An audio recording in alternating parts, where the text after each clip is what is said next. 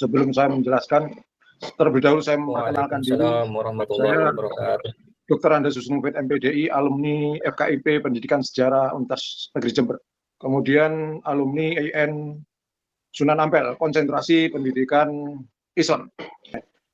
Kalau saya menyampaikan bahwa kedatangan imigran Yaman ini dibawa Belanda pasca Perang Diponegoro tahun 1835, karena pasca Perang Diponegoro ini tidak ada para kiai dan pribumi, khususnya santri-santri yang mau bekerja sama dengan pemerintah Hindia Belanda waktu itu. Karena WOC sudah bangkrut pada tahun 1777 ya, sudah bangkrut, kemudian diambil alih oleh Hindia Belanda. Nah, karena tidak ada yang mau bekerja sama dengan Belanda, baik di bidang ini perkebunan maupun dari bidang keagamaan jadi penghulu, maka pemerintah Hindia Belanda mendatangkan imigran Yaman ke Pokojan.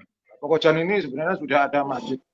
Dulu didatangkan oleh Inggris Raffles tahun 1811 sampai 1812 ini sudah ada masjid. Tapi mereka adalah orang-orang yang berasal dari Benggala, Sri Lanka itu. Kemudian ini Belanda mendatangkan para imigran Yaman ini di Pekojan, yang sekarang merupakan tempat wilayahnya Habib Rizik ya, tidak jauh dari situ ya. Sekarang kan Petamburan. Nah, awal mulanya para imigran Yaman ini dipekerjakan di perkebunan. Mereka terdiri dari orang laki-laki semua ya. Kemudian mereka dibebaskan terus oleh pemerintah Hindia Belanda dan menikah dengan penduduk asli di Batavia. Sebenarnya penduduk Batavia itu ya, 5 orang Batavia itu ya Belanda, imigran Yaman, Cina yang datang di situ. Kemudian menyusul orang-orang dari Sulawesi, dari Banda, itu namanya orang-orang Batavia. Nah, pada posisi ini pemerintah Hindia Belanda menjadikan imigran Yaman untuk menjadi seorang ahli agama dengan dikasih sebagai gelar Habib ya. Sebelum Habib Utsman bin Yahya dilantik itu sudah ada seorang mufti. Nah, Habib Utsman bin Yahya ini dilantik pada tahun 1884 sebagai mufti Belanda. Jadi tujuannya Belanda adalah untuk menghantam memperlemah kekuatan umat Islam, karena pada waktu itu para kiai-kiai itu tidak mau bekerja sama dengan Belanda pasca Perang Diponegoro, namun masih mengadakan perang-perlawan di berbagai daerah. Nah, Belanda mengerti upaya untuk mengalahkan umat Islam yang dipimpin para kiai ini dengan cara indoktrinasi agama. Jadi bukan lagi dengan kekuatan senjata ya. Kalau dengan kekuatan senjata itu banyak ruginya, tidak bisa dikalahkan. Hanya dengan tipu muslihat bisa. Pangeran Diponegoro bisa dikalahkan dengan tipu muslihat. Kemudian setelah imigran Yaman datang ke Pekojan, ini kan mereka disuruh untuk mengaku sebagai keturunan Nabi Muhammad SAW. Mereka diambil dari perdagangan budak ya, di daerah Yaman ya, karena pada waktu itu tidak ada buruh gitu, tapi langsung membeli orang. Nah, cuma posisinya di sini mereka itu dikasih kesejahteraan yang banyak, sehingga dalam perkembangannya rumahnya bagus, pakaiannya bagus, masjidnya pun bagus. Beda dengan para kiai, rumahnya masih gedek, tinggalnya di desa-desa, sementara imigran Yaman ini berada di kota.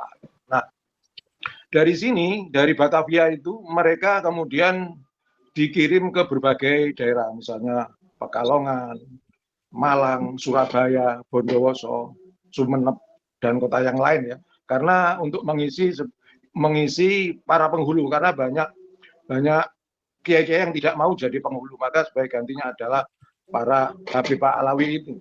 Dengan demikian bahwa bukan hanya Habib Utsman bin Yahya saja yang pro pemerintah Hindia Belanda, tetapi hampir semua para Habib itu pro Belanda juga.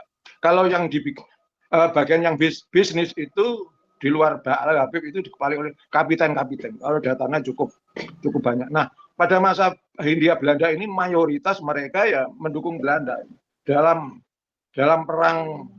perang di Banten ya. Itu dengan menggunakan fatwa. Nah, pada fatwa itu ada yang percaya dan enggak ya. Seperti pada masa sekarang ini ada yang percaya. Cuma kalau dulu kan tidak ada media seperti ini sehingga banyak yang percaya, akhirnya mudah dikalahkan. Tapi sekarang kan tidak.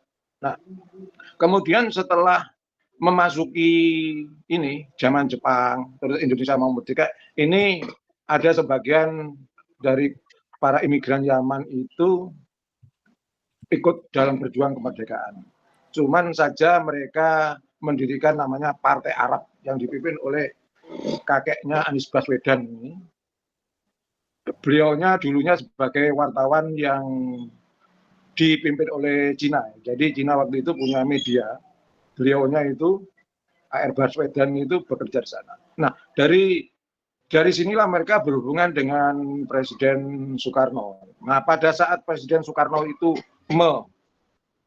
membutuhkan hubungan pengakuan Indonesia merdeka, maka AR Baswedan ini disuruh Bung Karno untuk menyampaikan surat di Mesir sana sebagai pengakuan Indonesia sebagai negara mereka, dan berhasil.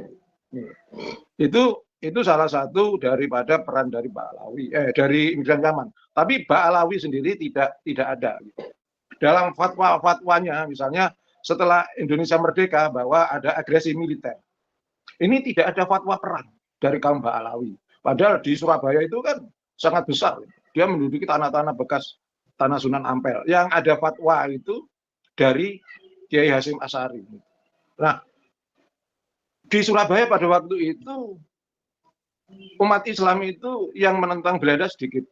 Oleh karena itu banyak yang berasal dari luar-luar daerah, misalnya Kediri, Jombang, Situbondo itu datang berbondong-bondong ke Surabaya untuk ikut perang dalam dalam perang kemerdekaan. Ini saya juga menerbitkan buku ini. Baik di Palagan Ambarawa itu perang nggak ada Habib, terus di Surabaya pun nggak ada Habib.